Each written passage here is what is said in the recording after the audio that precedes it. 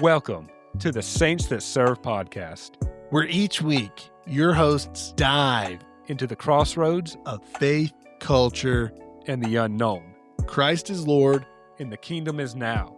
We are the Saints That Serve.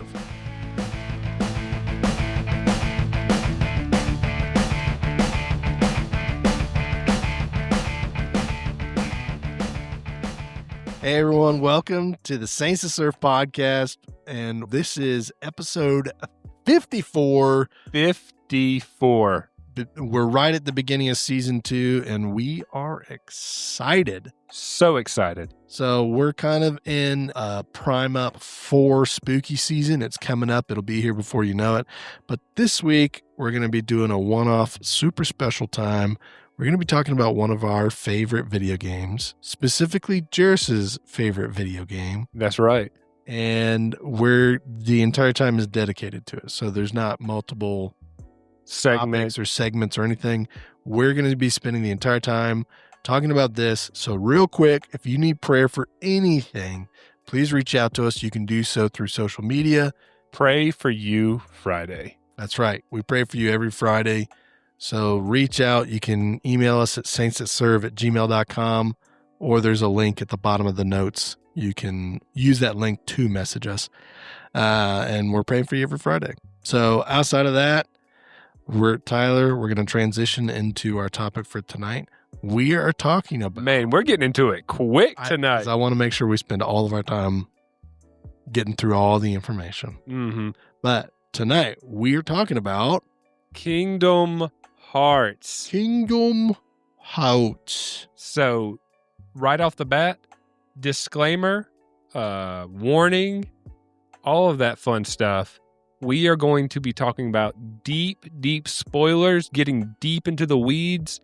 So if you are currently playing, we're going to talk about everything, all the games. Lore Master, that's me. All right. So we're going to get into it. So if you are currently playing the series, turn it off. Turn this episode off. Ashley, stop listening. I was about to say the next thing is, if you are my wife, Ashley, turn this episode off right now. We are going to be playing this game together, my wife. So you will need to go in fresh on that. Mm-hmm. But if your name is not Ashley, or your name is Ashley, not my wife, no, keep listening. Yeah, I was actually surprised that they started making the games because I didn't think that the movie did like that well. What? I mean, I think that Orlando Bloom did well portraying the main character. Huh? But you can't keep a straight face. I was going to keep going, yeah. Kingdom Heaven. Kingdom of Heaven. Kingdom of Heaven. What? Goodness. There's a video game called Kingdom of Paradise. Oh. It has nothing to do with either one of these franchises. Oh. But you know what does have Orlando Bloom in it? Pirates of the Caribbean. You know what is Jack Sparrow. Yes, Kingdom Hearts has a Pirates of the Caribbean world in one of the games that you go to. Yeah, so we need to go ahead and just... So that's great segue. So there you go. We need to get into what is Kingdom Hearts. Kingdom Hearts is a video game franchise that was made by, at the time, Square was the name of the company. I believe Square. They sound like they're on the up and up. Mm-hmm. They're pretty hip. It just sounds like a whole bunch of right angles. Yeah, they're all right. So it's a company that makes JRPGs. Okay. So Square is the company. Pause. Okay. Explain what a JRPG is for everyone. I was about to. Okay. A Japanese role-playing game. Okay. So, it's made in Japan, and it is, you are in a role, and you're playing the game. Got it. The Square is really big for making the Final Fantasy series. Yes. So, eventually they became Square Soft, and then from there they became Square Enix. Okay. And that's how we all know them today. Gotcha. Other game franchises they made, Final Fantasy, said that already, Dragon Quest. They've also, I believe, Dragon Quest. Maybe I'm crazy. Anyways, they're really big on the RPG series. and they made a lot of good ones. So Kingdom Hearts is a video game crossover between Square Enix and Disney. So kind of like a quick little history of that. Okay. The concept for Kingdom Hearts began with Square, now Square Enix, and Disney. They shared an office building in Japan. Okay. In a chance elevator conversation between Square producer Shinji Hashimoto and a Disney executive sparked the idea of making a game with both companies' characters. Okay. So they got a hold of a guy named Tetsuya Nomura, who was a character designer for Final Fantasy, and he designed the characters. The biggest ones he designed them for was Final Fantasy VII, which a lot of people consider the best Final Fantasy game. Okay. I played the remakes of it. It's good. It's really good. Okay. But he was chosen to direct the project. This was his first time as a director. The goal was to create an action RPG that combined the storytelling depth of Final Fantasy with the accessible, family-friendly worlds of Disney. Right? Wow. That's great. Yeah. How far? I'm trying to be careful not to get on too many tangents. No, I think you need to get in on all the tangents. So okay. The game, there's 13 different games you can play now, right?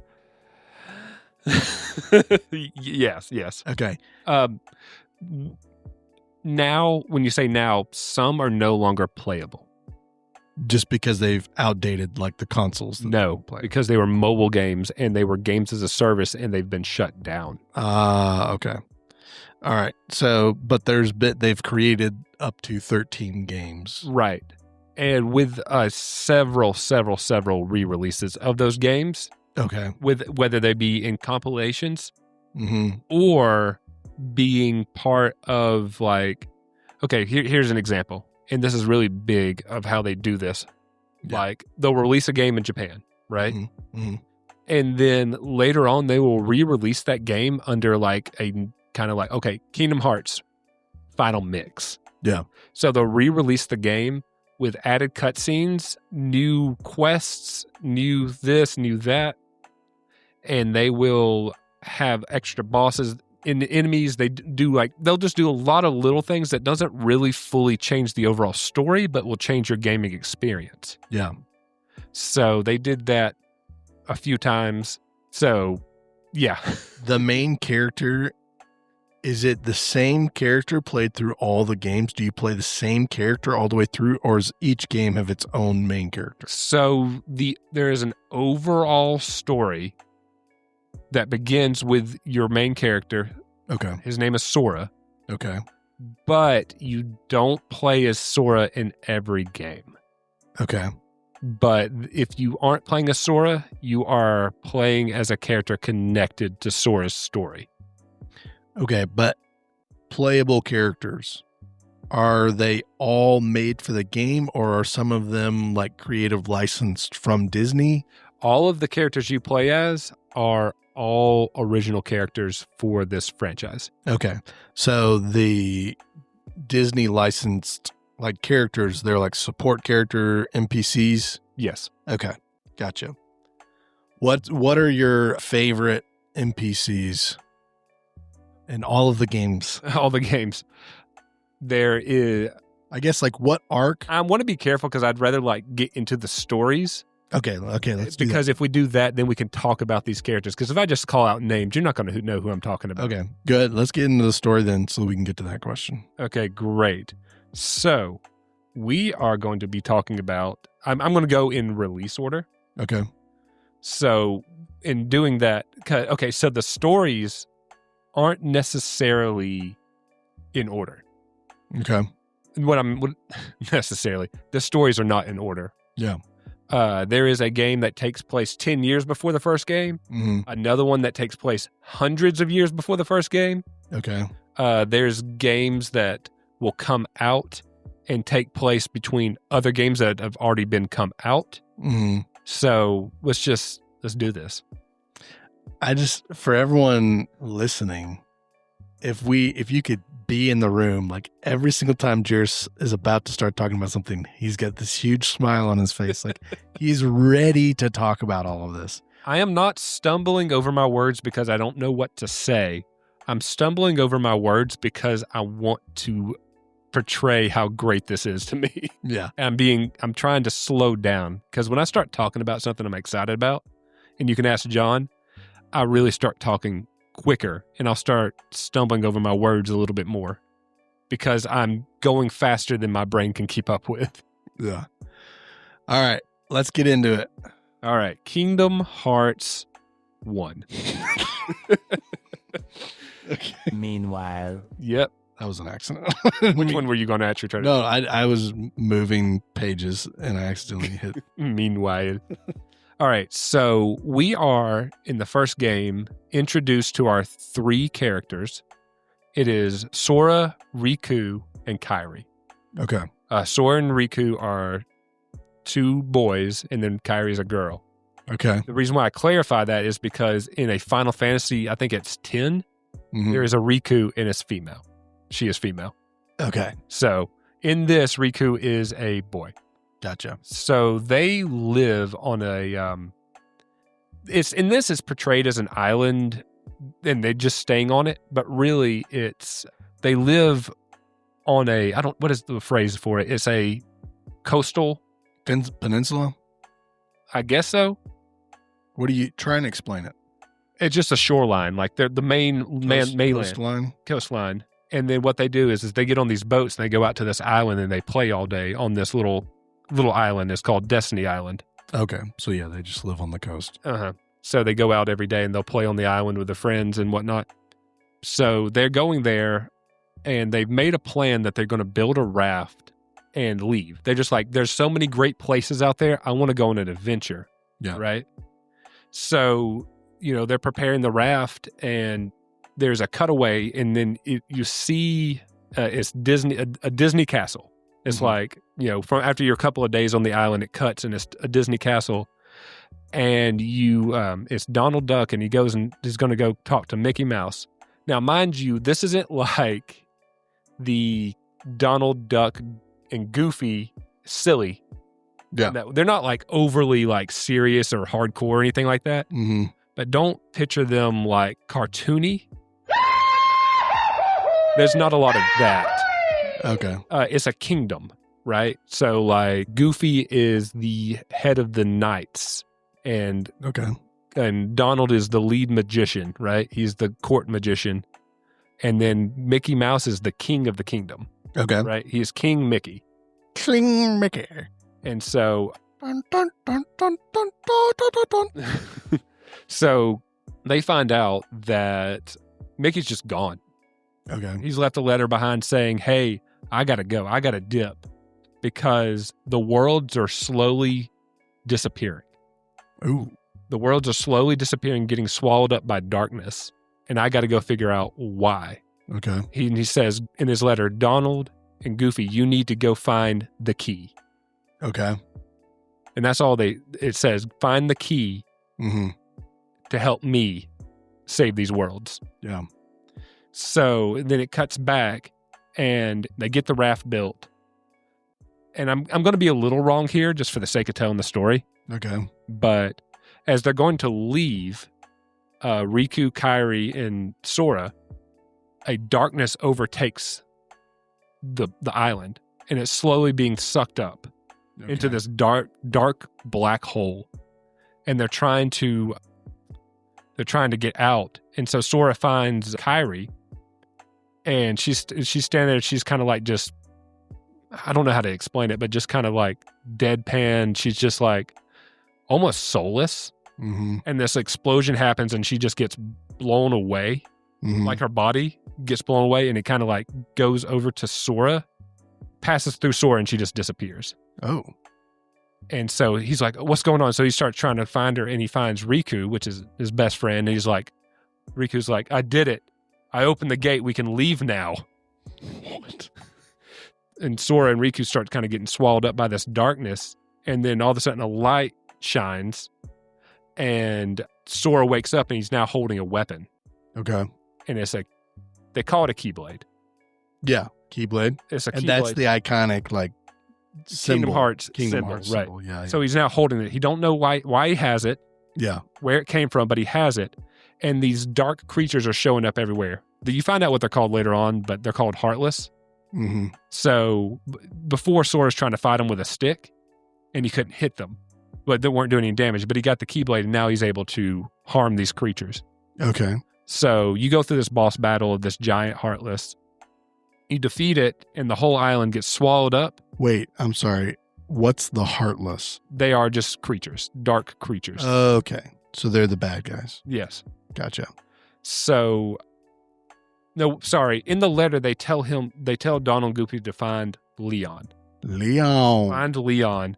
And so Sora, after the planet blows up, he wakes up in a new place. Okay. And they find, and also Donald Goofy happened to be there. And through this whole world, the place is called Traverse Town. Travelers or Traverse. Traverse Town. Traverse Town. Okay.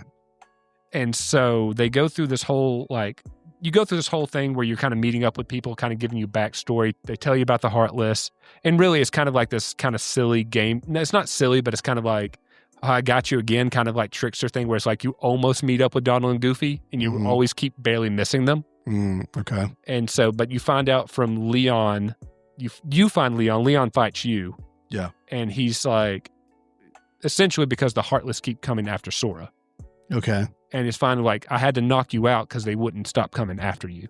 Gotcha. And so they give the backstory. They explain what the Heartless are, all this stuff. And then the Heartless end up invading the room they're in, so he has to take off again. Sora does. And so you're going through Traverse Town, and you end up running into Donald and Goofy, and then there's this big boss fight. And so they meet them, and they're like, hey, here's the key. We found the key. You need to come with us, that kind of thing. Mm-hmm. And so you do. So you leave, and you go off. And at that point, I did all that kind of to summarize. It's kind of an introduction. And the rest of the game is you go into these different places, right? And they call them worlds, and they're all Disney properties. So there's Tarzan, Alice in Wonderland, Aladdin, Hercules. Kind of set up like the parks, where different parts of the park are a world. Yes, in that sense that like you have different areas, but like a few key things is like when they're traveling in a spaceship, right? Okay. Donald and Goofy are traveling in a spaceship. The other worlds are not supposed to know about one another. Oh. So you're there, and the worlds don't know about each other. They're separated from one another. Okay. So as you're going to world, you find out that the Heartless are trying to overtake the planet, envelop it in darkness, and that's what happened to yours. And to stop that from happening, you have to seal up the keyhole of each world. So you're trying to find the keyhole, and it's usually you do it after you fight a boss. Okay. And so you also find out that Maleficent from Sleeping Beauty, that nasty lady, has formed a council of villains. Uh-oh. And so they are wanting what they're calling the 7 Princesses of Heart. Okay. And so it kind of correlates to the Disney princesses to some degree. Mm-hmm. Though for some reason in the game, Ariel is in it and she's not one, but Alice from Alice in Wonderland is a Princess of Heart. Okay. So if this sounds weird, it gets even more confusing later on. But this is the most basic of the games. So they have like the council of people trying to gather essentially to unlock this door that'll get them great power. Yeah. That's what Maleficent is after. Okay. So as you go to different worlds, you just kind of get that central story, or condensed story. And sometimes it follows the story of the movie itself. And then sometimes it follows kind of, you're just here and you're experiencing things. Like it's not always exactly the plot beat by beat to the movie that you're in. So does Maleficent know about the different worlds? She does. Okay. And the Council of Villains? They also know. They know. Okay. And so they're breaking the barrier and they're not supposed to. Correct. Gotcha. And you find out later how she knows. Okay. But at this point, you're going place to place. Yeah. And you find out that Riku has found Kairi's body. Okay. because you're separated from your friends. You run into Riku, and he's mad at Sora because he thinks that he's abandoned Kairi. Okay. He's like, you're out here goofing off with your friends, going, having adventures like we were supposed to. Yeah. And you didn't try to help Kairi, and here I am helping Kairi. So Maleficent was helping Riku, like essentially trying to like get him on her side. Yeah. And so they found the body, and he's like, now I'm going to Hollow Bastion to help her. That's what he calls it. He says, I'm going to Hollow Bastion to help her. And so from that point, and again, I'm skipping over a lot of stuff. Yeah. I'm trying to give the key plot points here. So you follow Riku to Hollow Bastion. Okay. And the Hollow Bastion is the kind of the headquarters of the villains. Okay. And so the Council of Villains. The Council of Villains. Gotcha. What did I say? No. I'm just clarifying. Oh yeah, the Council of Villains. Yeah. So Riku like confronts Sora and is like, "Hey, like that's mine." Yeah. He's like, "That's mine. It was meant for me." And he just reaches his hand out and he reclaims the Keyblade from Sora. Okay. Because initially it was Riku's Keyblade, but because he gave into the darkness on the island, it went to the next host, which was Sora. Sora. Okay. And Donald and Goofy are like, sorry, we're supposed to follow the key. And they abandoned Sora. Dang. Dang. That's outside the castle. So they go into the castle and Riku's like, how dare you keep trying to follow me? I'm trying to help Kairi. I'm trying to save Kairi. Yeah. And so he shoots a fireball at Sora, intending to kill him. Fireball! And Goofy is like, no, I'll protect you. So I failed to mention this. Goofy has a shield. That's his weapon. And then Donald has like a staff. Okay. So he shields Sora from the fire blast, and they fight and beat the snot out of Riku. So Goofy's the heavy. Yes, he's the tank. And then Donald is the magician, and Sora's the warrior? Yeah. Okay. Yeah. Gotcha. So they're just missing a archer. Everything in Kingdom Hearts is done in trios. Trios. So Riku retreats deeper into the castle. Okay. And he runs into like a hooded, mysterious figure. And he's like, really deep voice, like, I can help you. Okay. And so he's like, I'll give you all this power. And he possesses Riku. And so you fight Maleficent, and then you fight her again in a dragon form because Disney. Yeah. Sora reclaimed the Keyblade in that first fight. Yeah. So it's back to his, and his friends are back with him, and they travel further down in. And so you go and you find, like, you know, as you travel, you go and you find essentially it's like almost like a final boss room type thing. And it is, you see on the, like kind of like not plastered up on the wall, but like in cases, it's all of the princesses. And then you see Kairi laying on the floor, and Riku is standing there, and he's got a Keyblade. He's got a different Keyblade. Okay. It's like this evil Keyblade. Yeah. And he's like, you need to give it back. It's a different person now, but it's like, you need to give it back. Yeah. You stole Kairi's heart. Ooh. So again, so Kingdom Hearts is like a lot of terminology of things, but a heart in Kingdom Hearts is like the soul. Okay. So he's like, you need to give it back. You stole her heart. And so it's like her lifeless body there, but she's not dead. Yeah. And so he's like, and I have this Keyblade that can unlock people's hearts. And so you fight this evil Riku, and it's revealed that this guy, his name is Ansem. His name is Ansem, and he is the one who was pulling the strings the whole time, who was leaking information to Maleficent. And all what he wanted to do was gather the 7 princesses of heart to open up a door to Kingdom Hearts, an ultimate power.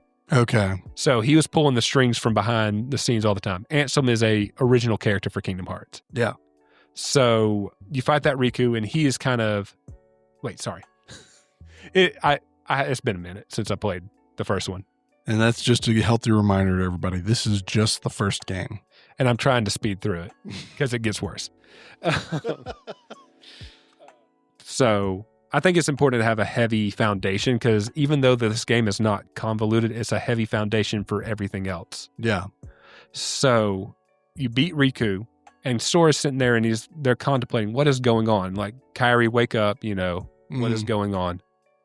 And so Riku disappeared after you beat him, kind of revealing also Ansem and kind of giving his backstory, and they both disappear.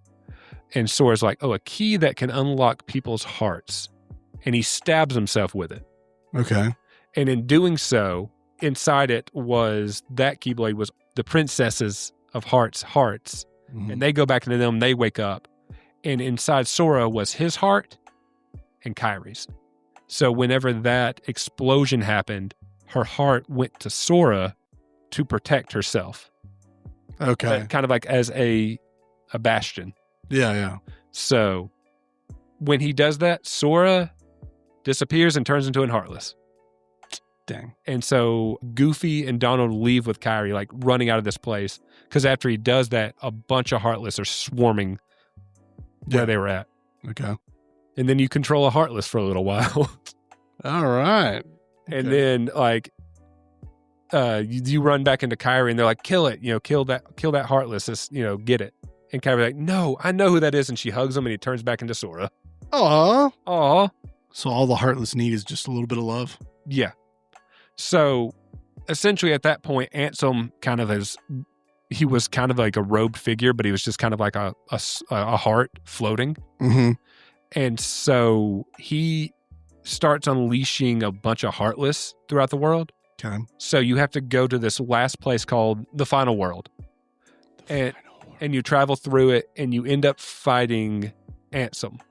His name is Ansem, the Seeker of Darkness. The Seeker of Darkness. Yep. And so you fight him, you defeat him, and he's like, no, I'm going to, and there's the door. There's the door to Kingdom Hearts, right? Mm-hmm. And he's like, no, I'm going to open the door, and it's going to unleash all this darkness, and I'm going to be powerful. And Sora's like, through all my adventures, I know that Kingdom Hearts is light. And it opens up, and this big light beam shoots out and destroys Ansem. Oh. And so they're like, yay. I don't know. Oh. So in this realm of darkness they're kind of in, they're now having to try to shut this door, right? Okay. And they're like, we can't do it. We can't shut it. And on the other side of it is Riku. And he's like, I know I did wrong. So he's trying to shut it from the inside while you're trying to shut it from the outside. Essentially, he's going to shut himself in. Okay. And on the other side of the door is she's like, I'm here to help you too. And it's Mickey Mouse. Hey! Holding a third Keyblade. Oh. It looks like Sora's, but it's like inverted colors. Yeah. So with the help of Mickey Mouse and Riku, they shut the door, shutting in Riku and Mickey Mouse into this realm of darkness. And Sora, Goofy, and Donald are now on the outside of the door. They shut it, and they show it in the final cut scene of like Kairi is back to normal. Mm-hmm. And she's standing on this like lake as the worlds are starting to form back because they've restored the worlds that were destroyed. Mm-hmm. And it's like they're close to one another, but it's really like a huge rift between them. And it's like, I can't go with you. I have to still find Riku. Gotcha. So Kairi goes back to the island, and Sora and Donald Goofy continue their adventure to try to find Riku and Mickey. And that's the end of Kingdom Hearts 1. Okay. Yep. Got it. So that was a lot, and I'm going to go a little bit quicker. Okay. I'll try my best because it gets even worse. And if we run long, we run long. So here we go. So what game is after Kingdom Hearts 1? Is it Kingdom Hearts 2? It is not. Oh. So a huge thing about Kingdom Hearts is that every single game is important to the lore. Okay. But so the next game that came out was called Kingdom Hearts Chain of Memories. All right. It came out for the Game Boy Advance, and it's more lore heavy than Kingdom Hearts 1. Got it. So as they're walking down, they're like, okay, they're now walking down this path. Like, where do we go now? I don't know, but we're going to try to find the king and King Mickey and Riku. Yeah. So this game starts with them still on that same path, and this hooded figure appears in front of Sora and is like, come with me, come with me. So they end up going and finding this castle called Castle Oblivion, where... Oh, I love that game.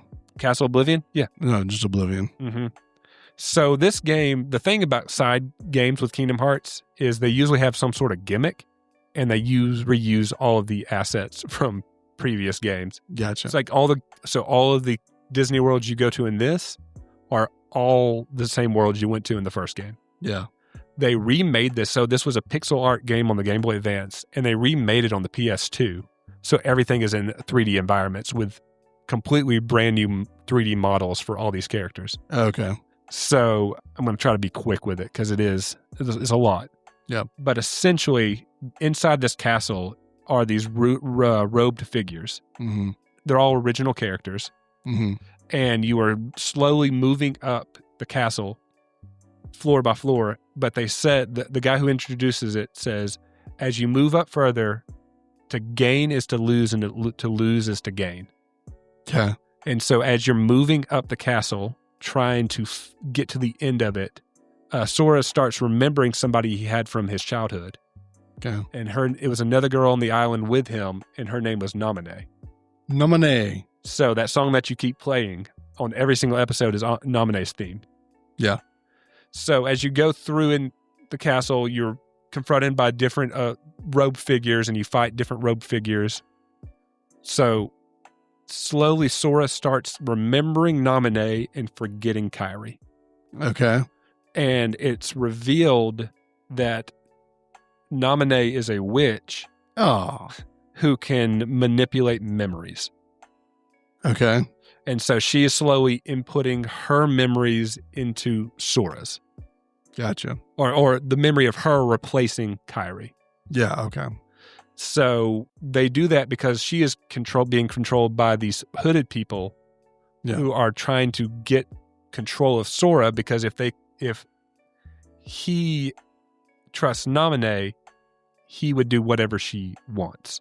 And whatever she wants is what these hooded people want. Or being told that's what. Yeah.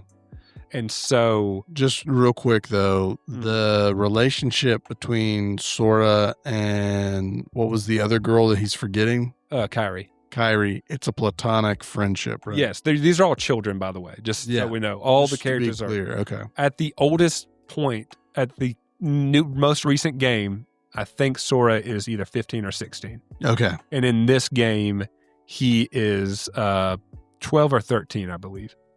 So Naminé, who's a witch, who's influenced. Well, they call her a witch. Okay. But she has a power, She has a power, but she's also a child. She is also a child, yes. Okay.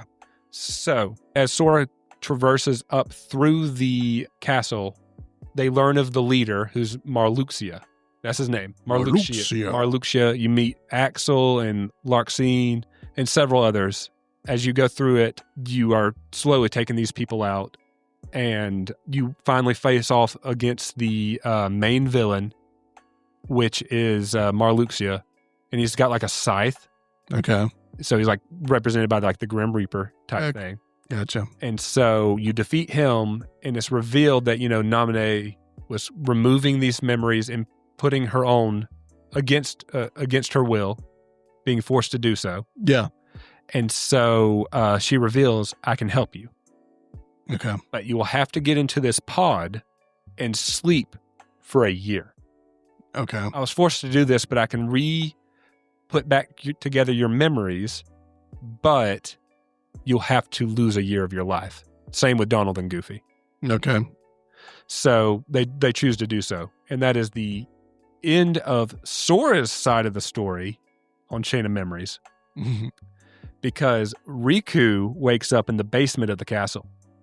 Oh. And he also travels through the castle, but starting at the basement level. The same time Sora's going up, so is Riku going up. And so he is also facing up against other hooded people. Okay. Other people who are part of this like organized group of people who are trying to essentially take control of Sora because they want the Keyblade as their power. Yeah. So Riku ends up going up against a clone of himself. Okay. And so he fights and defeats that clone. and then fights up against the final boss. And it's more of just extra content when it comes to Riku. Yeah. There is lore there, but not as deep as Sora's lore in this game. Yeah. But yeah, the whole point is that by the time he gets to the top, Sora's already in the pod.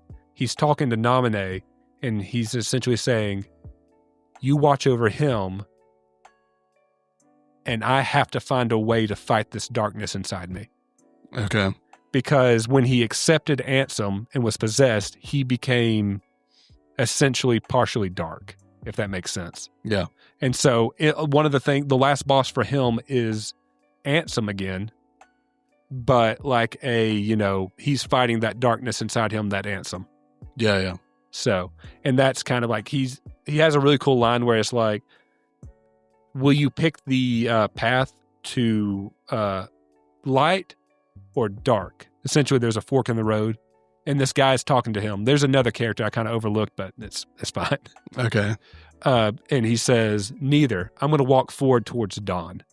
Dawn. Who's he? It's Diz. D-I-Z.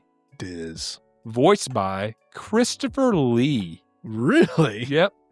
That is something I wanted to get into eventually. Of all the people who voice characters in Kingdom Hearts, Okay. I'll do it later because I'm on a roll here. Yeah, yeah. Kingdom Hearts 2. Yep. So you start out. Who do you start playing out as? Who do you think? The girl? You start out as Roxas. All right, so Roxas. I don't even know who that is. Exactly. So you're a new character, voiced by Jesse McCartney, Okay. the pop singer. Yeah. Yeah. So it kind of starts out very similar to Kingdom Hearts 1, where you're kind of like in an area, just kind of going about your business, right? Mm-hmm. And as you go through your business of like just trying to have fun on your summer vacation with your friends, right? Yeah. Things kind of start getting really weird. And it's like weird, like the world starts glitching out and that kind of stuff. Yeah. And at even one point, one of the hooded people got out of the Castle Oblivion, and his name is Axel. Okay. So Axel keeps telling him like, hey, you need to come with me. You got to come with me. And Roxas is like, no. So Axel is kind of like maybe a 20-year-old, and Roxas is probably a 13, 14-year-old. Okay. And so as you go through this, it's revealed that Roxas is a part of Sora. Okay. He was a part of Sora. So when Sora stabbed himself, he became a Heartless. There is a yin and yang to that, where when you stab yourself and you become a Heartless, or when you become a Heartless, you also leave behind an empty shell. Okay. Because your heart has been taken out, you leave behind an empty shell. Those are called Nobodies. How is that a yin and yang? Well, they go hand in hand with one another. Okay. It's that when you become a Heartless, you also become a Nobody. Okay. Typically, most Heartless and Nobodies are kind of animalistic and have just kind of work off of instinct. But if somebody is strong enough, they become a more powerful Heartless and leave behind a Nobody. Okay. So Sora's Nobody is Roxas, holding Sora's memories, keeping him from waking up. Okay. So they kidnapped Roxas and they forced him into a simulation to release those memories back to Sora, which he ends up doing, and Sora wakes up and he's now like a year older. And that's the true beginning of Kingdom Hearts 2. Okay. As you progress through the game, it's revealed that the hooded people are part of a larger organization called Organization XIII. Okay. Roxas was one of the members of that organization. All right. Because between that year, the last 7 days of Sora waking up, before he wakes up, is the 7 days that Roxas is stuck in that simulation. Yeah.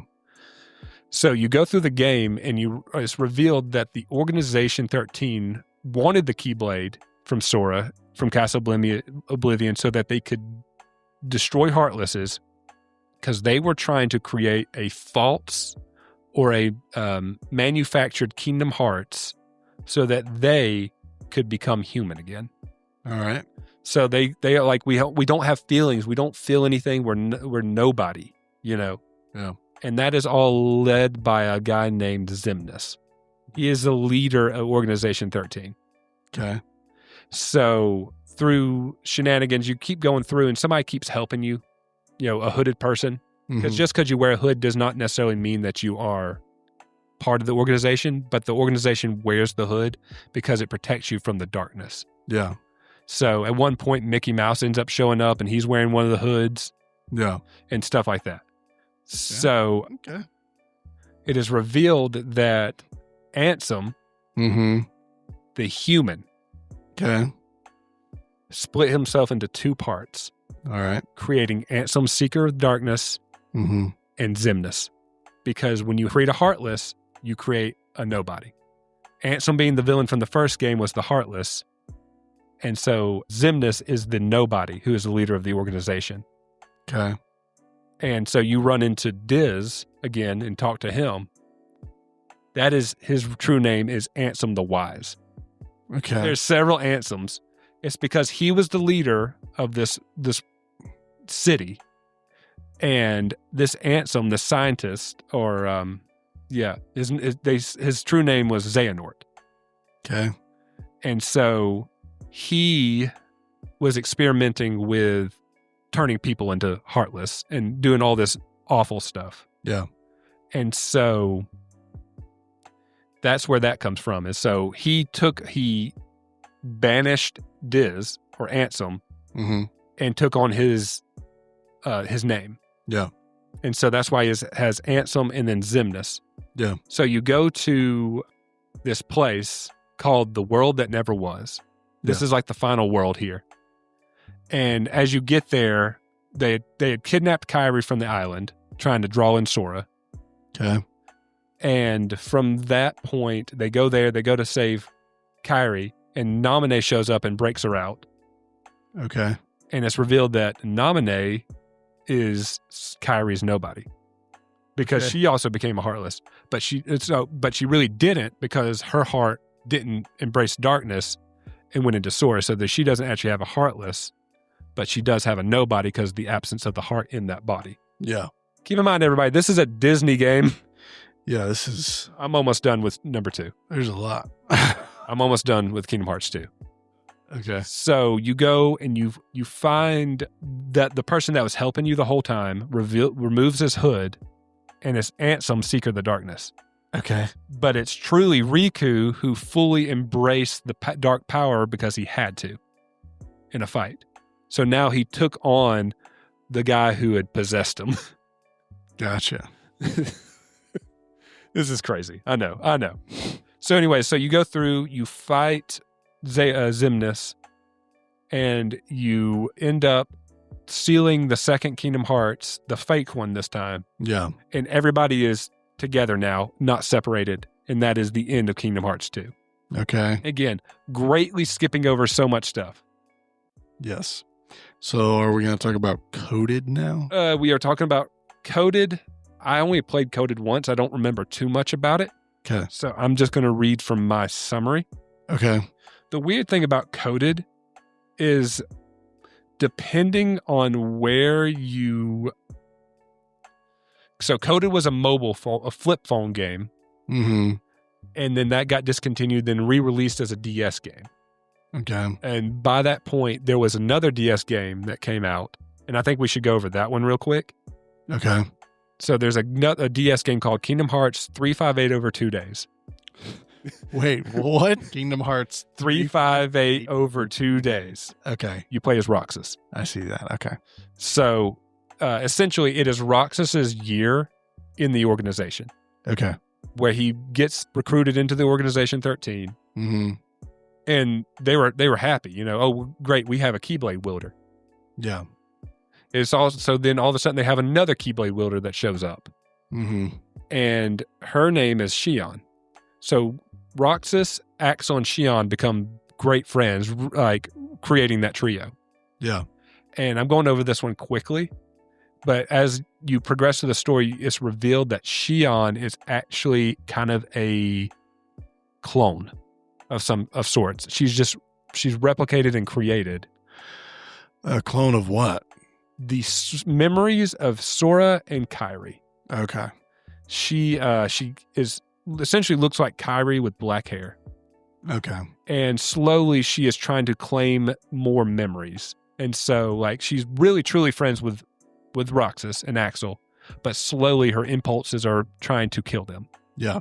And so it ends with Roxas having to fight her and she dies in his arms. One of the saddest scenes in Kingdom Hearts, because it's like, not only is she a nobody, that's the nomination song. I know, but Not only is she a nobody, she is a created nobody in a lab, like a test tube baby almost. okay. So Roxas, being really upset, is going to go storm the castle that never was. Mm-hmm. And that's where Riku shows up, fights Roxas. Riku cannot beat Roxas. That's where he embraces the darkness, permanently becomes Ansem. Okay. And by the way, in Kingdom Hearts 2, Riku ends up becoming back himself normally. Yeah.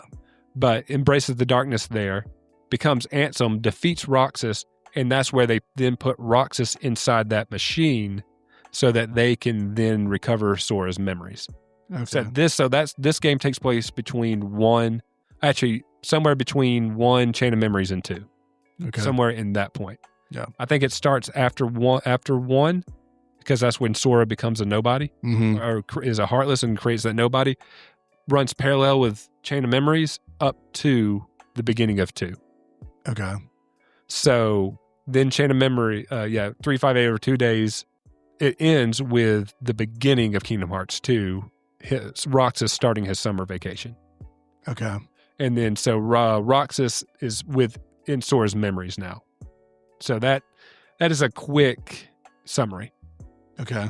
Recoded is Coded or Recoded. Coded was the phone game. Recoded was the re-release of that phone game on the DS. Yes.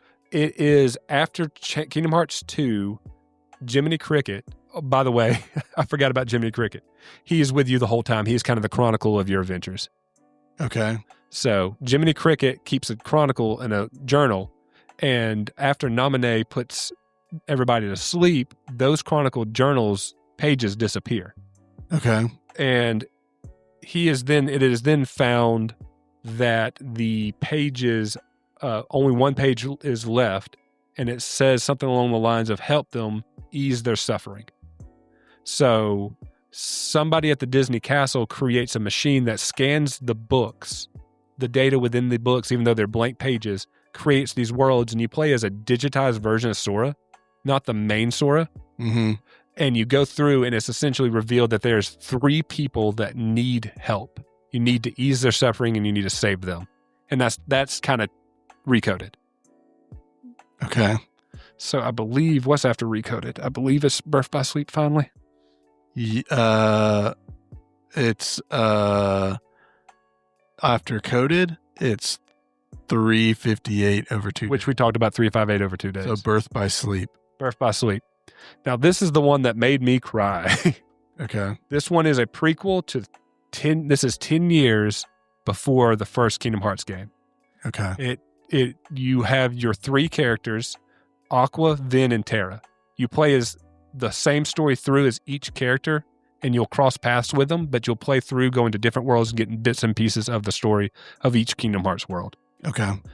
So it's kind of, think like, funny enough, Star Wars, where you had the Keyblade wielders were incredibly back in the day fairy tale kind of story abundant. They were thriving. The Keyblade wielders were. Yeah. At this point now, it's only down to, there's only 3 apprentices left and 1 master.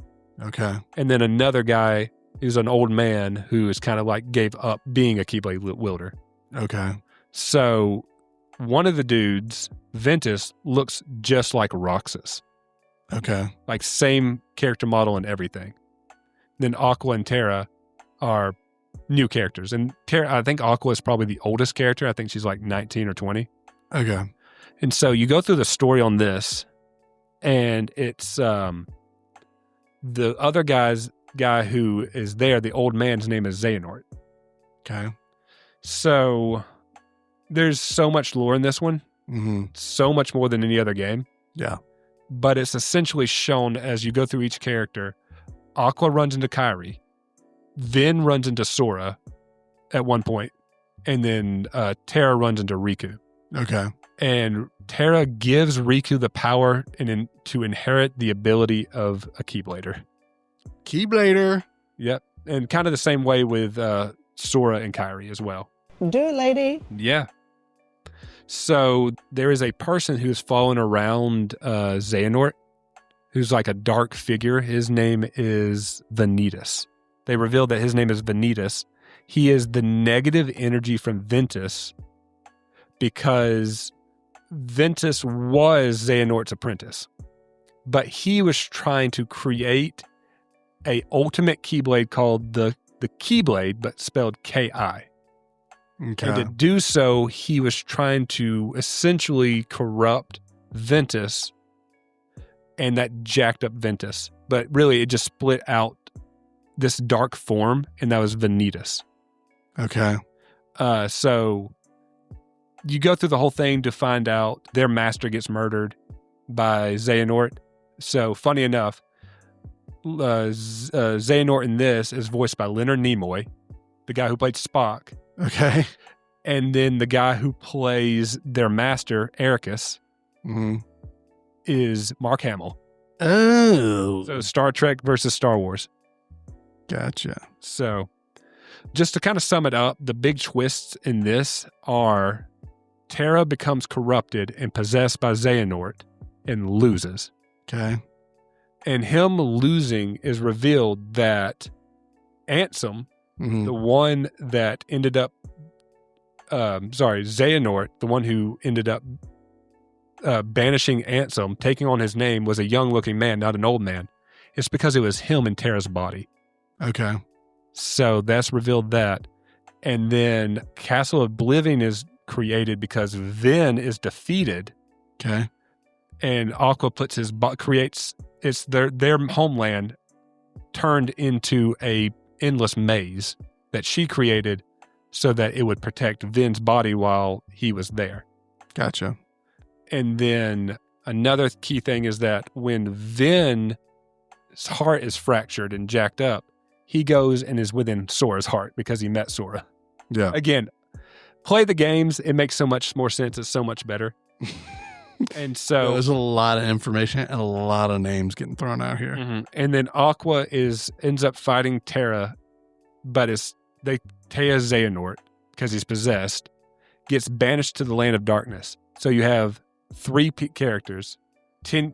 Aqua is banished to darkness 10 years prior to the first game. Like they call it the realm of darkness, so it's just an endless, just dark realm where the Heartless kind of reside. Okay. So she has to try to survive there. And it's been at least 10 years since she's been there. Ven is all kinds of jacked up, hidden inside a castle. And then Terra has been possessed and then turned into a Heartless and Nobody is the main series villains because he's got Xehanorted, and there you go. Xehanorted. People call it Norded. Norded? Yep, Norded. Norded out of here. So. Okay. So the whole reason why he wanted to do that was to create an ultimate weapon, and he was looking for power. The ultimate weapon. So we are getting actually relatively close, believe it or not. So I think we might make this. So I'm going to kind of read these summaries on these other ones. So you're going to talk about Dream Drop Distance? That's right, 3D. 3D! It's literally Kingdom Hearts 3D Dream Drop Distance because it came out on the Nintendo 3DS. Oh, okay. So your screen had 3D effects on it. So at this point, Sora and Riku have been resummoned to take what is called the Mark of Mastery exam. Okay. Because they need to become Keyblade Masters because there is a war coming. Okay. So Sora and Riku take the Mark of Mastery exam to become Keyblade Masters. They essentially go to sleep and they are traveling through what is called the Sleeping Worlds. So their test is to revive these worlds that did not get restored when they were destroyed. but they still exist in a new, different realm. Okay. So they're traveling through the sleeping worlds to awaken them. As you're going through it, Sora starts running into like this young-looking white-haired kid Mm-hmm. who is later on revealed to be a young Xehanort. Xehanort! Nort's back. The North back in town. The Nort is back in town. So it's revealed that Organization XIII took advantage of the Mark of Mastery exam, and actually when they jumped through the portal to go to the sleeping realms, it was actually them controlling it to take them and trap them back in the world that never was. So really they wanted Sora. Okay. So it is revealed, I kid you not, through time travel shenanigans, that Xehanort plans on creating 13 vessels of darkness to fight against 7 wielders of light, and the clash between the two will create a new Keyblade. K-I Blade. Keyblade. Interesting. So his goal in this was to take and make Sora a vessel of darkness. And it fails. But you end up finding out about how his vessels of darkness are essentially the same way that in Harry Potter, Voldemort creates pieces of himself. Mm-hmm. So he's like, okay, that didn't work, but you'll still have to show up to battle me. Yeah. And so that's kind of the story of Dream Drop Distance. Again, really being kind of vague about it. Okay.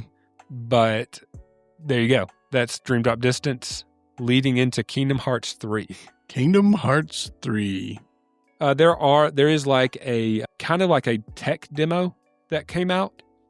It's called Kingdom Hearts 0.8, a fragmented passage, which is just showing off the graphics of Kingdom Hearts 3 before it came out, but you're playing as Aqua navigating the land of darkness. Gotcha. Okay. So that exists, but it's important, but not important enough to go into detail here. 0.8?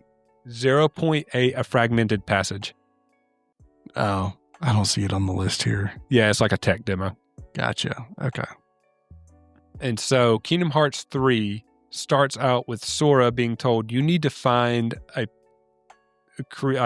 obtain the ability to, it's an ability called, what is it? Something of awakening. Awakening.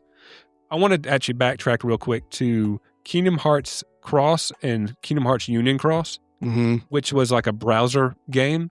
Yeah. And it ends up becoming a mobile game.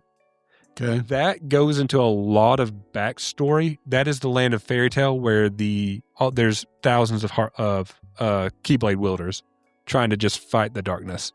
Okay. There's a lot there, but I'm not going to talk about it here. It's important. It is important, but not for the overall kind of Sora story. Okay. So, the power of waking, by the way. So, Sora, Donald, and Goofy set out together to gather the power of waking to rescue lost friends. They are told that they need to get the 7 heroes of light to fight the 13 darknesses. Okay. And they realize we can get Aqua, Vin, and Terra to help us. Yeah. So throughout the game, you are going to different Disney worlds, Hercules, like more modern movies like Frozen and Tangled. Okay. Those kind of places. This one was very much like a very good game, but it felt rushed, even though it's the big finale of the story that they're trying to tell. Yeah. So you end up gaining the power of waking. You save Aqua from the land of darkness. Then you go and retrieve Vin, and you have enough. They have enough fighters. Okay. So Aqua, Vin, Sora, Kairi, Lee, who is Axel, turned back to human. I forgot to mention that once you destroy somebody's Heartless and their Nobody, they are restored as a person. Okay. So Lee is now a human, but he's on the hero side. Kairi and Riku. That's 7. There you go. They go and they fight. and they all die. Ooh, Everybody dies. dang. And Sora activates the power of waking to travel back in time to then be able to stop everybody from dying. Then they fight everybody. And in the process of the big final fight, they are able to bring back Xion, Roxas, and Terra. Okay. So they're all back now too. Okay. They fight all of the people, Mm-hmm. and then they beat Xehanort. Okay. And that's all I can kind of say on that. You know what I mean? Without going again into deep detail. Okay. And so there's one more game after this. So at the end of Kingdom Hearts 3, and the last second of the last cutscene, Sora disappears. And no one knows. Like, it just shows him turning to dust like Thanos just snapped. Like a Thanos snap. Okay. Like a Thanos snap. So what is revealed is because he used the power of waking to save everybody Mm-hmm. and adjust the timeline, Yeah. it broke the natural order of things, and it made Sora disappear. Uh-oh. So Kingdom Hearts Melody of Memory is a rhythm game that you don't get any plot to until you fight the last boss. So it's just you playing songs like Guitar Hero. Mm-hmm. And then when you get to the final boss is when it's like you actually get lore about them kind of figuring out what's going on with Sora. Okay. And it ends with Kairi and Riku kind of getting an idea of where Sora is at Yeah. and going after him. Okay. And so it's the place that he is at is called Quadratum, something like that. It is essentially the real world of Kingdom Hearts. Okay. So it's kind of revealed that this is another kind of parallel universe of sorts. Uh-huh. This is where he's stuck, and it's the real world. Gotcha.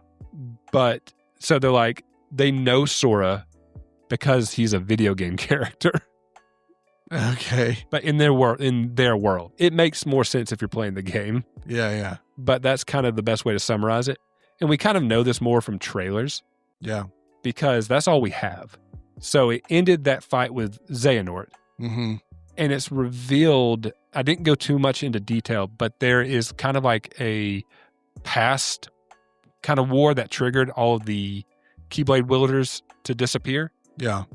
And they had 5 like masters who were over each kind of like union. They call them a union, but it's kind of like a guild. Yeah. And then they had above them was the master of masters and then his assistant, Luciu. Okay. It is revealed that, and I completely went over and didn't talk about Zigbar, Yeah. one of the organization members, but he's in like all the games and he's like in league with Xehanort. And it's revealed that he's over like 200 years old and he is the master of masters assistant, Luciu, Okay. secretly. So it's kind of like showing that these master of masters from before are now going to go after Sora because he broke the natural order of things. Okay.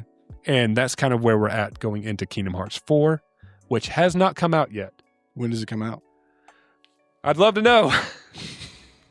So they've announced that they're coming out with it, but they had to have. They announced it in 2022, Okay. and we got one quick trailer and some screenshots in the last 3 years.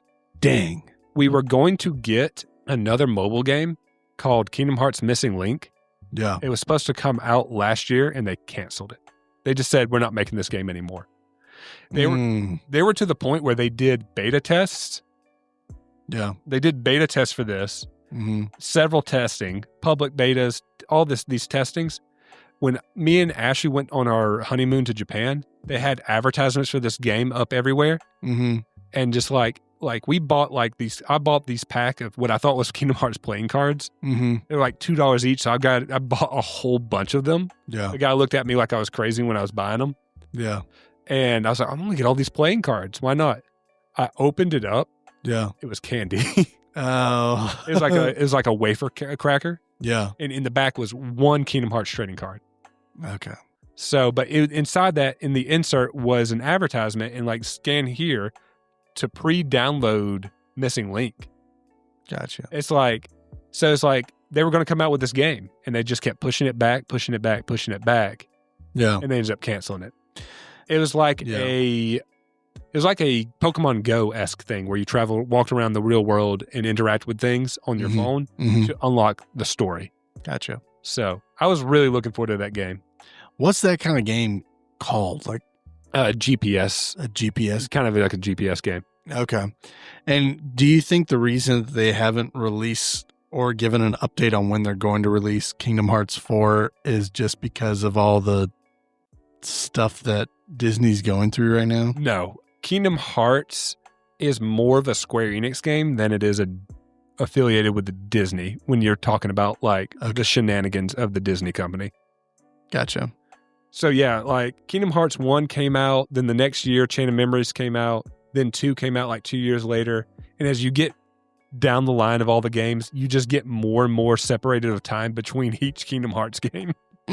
Like it was a span of 10 years between the last Kingdom Hearts game and 3, like between those two. And then Kingdom Hearts 3 came out in 2019, and here we are in 2025. Yeah. And the last time we heard anything about that was 2022. Well, we got the trailer in 2022, and then the last thing we saw was when they announced the cancellation of Missing Link.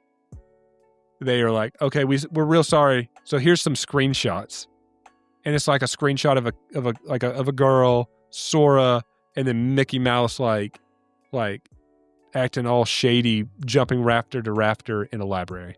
It's like it doesn't give us anything. Yeah, but I'll show you later. But the trailer for 4 is so cool, dude. It's so cool. Yeah.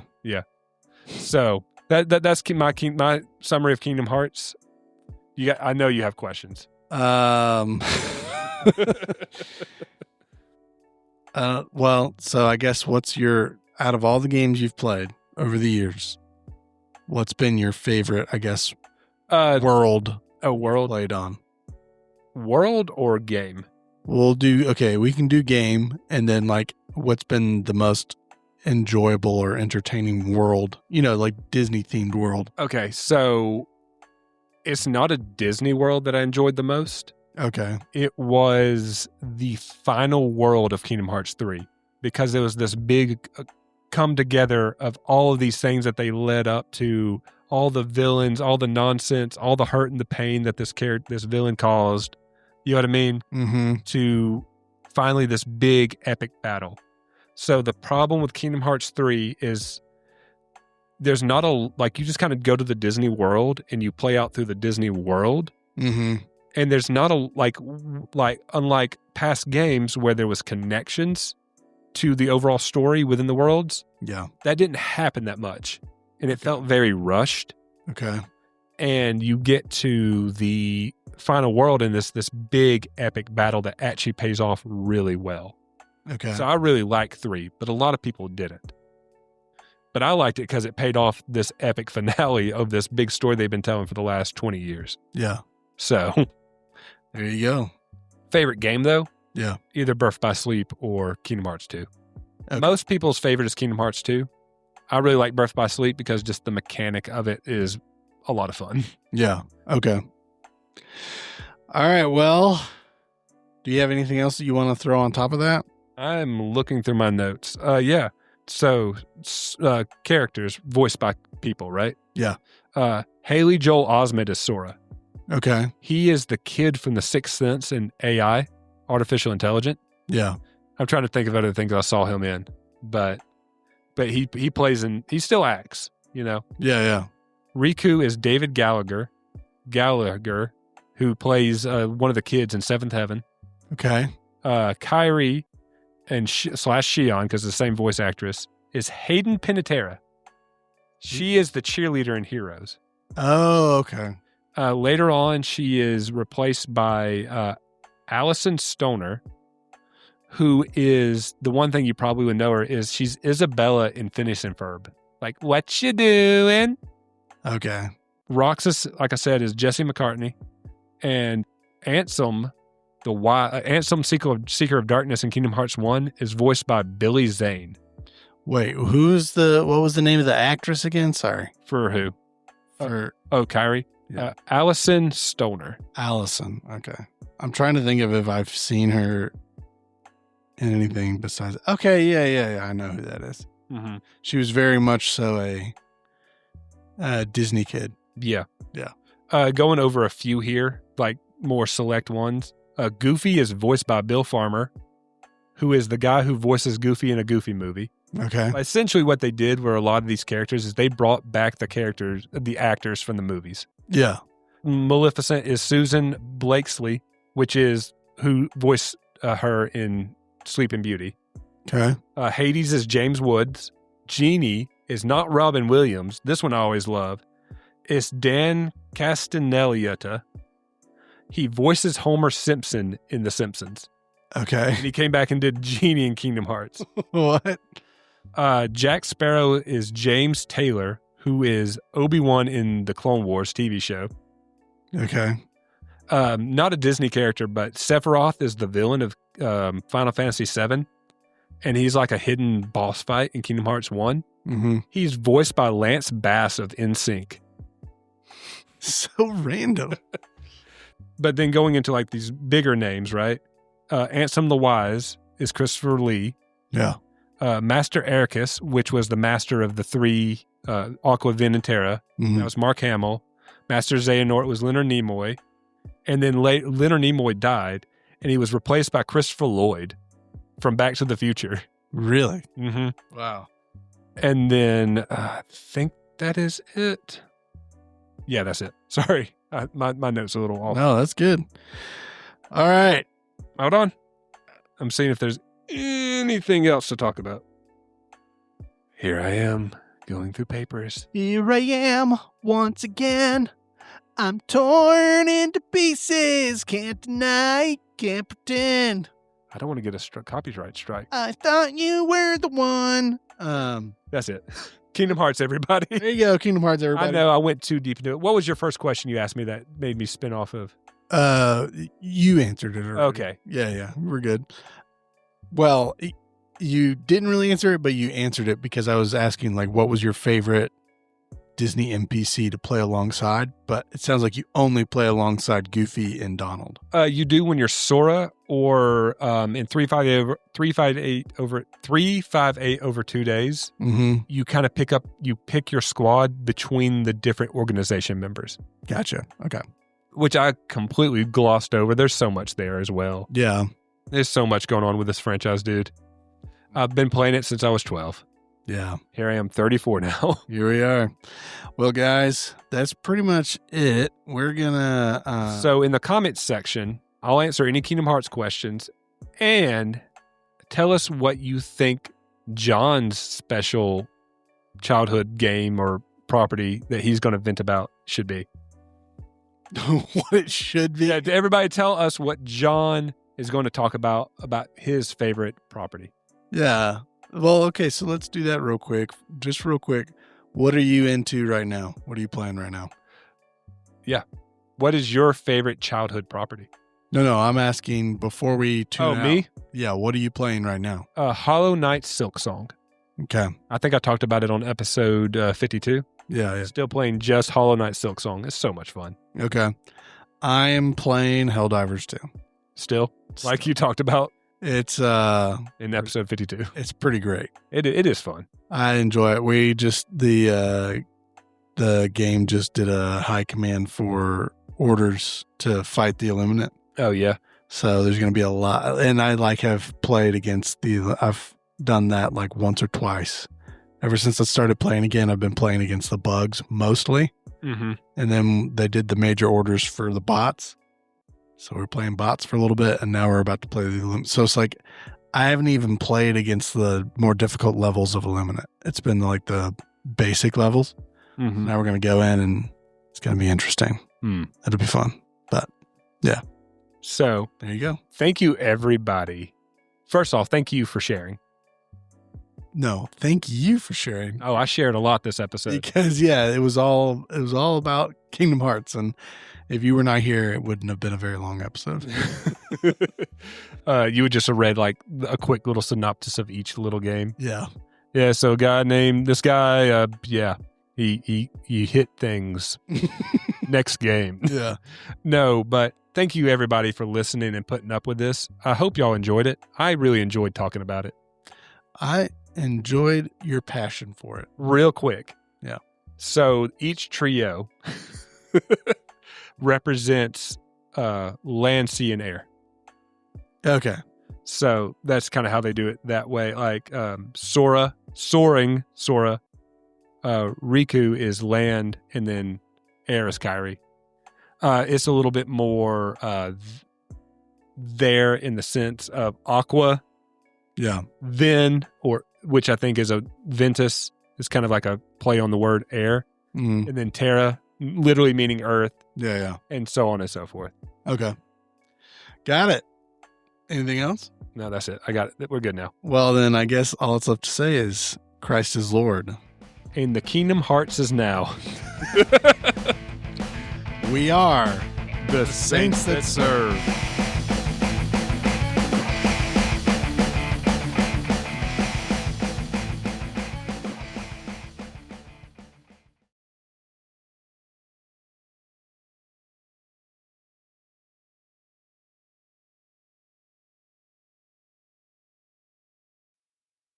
Hey, everybody. Welcome to... I was trying to say the name of the podcast.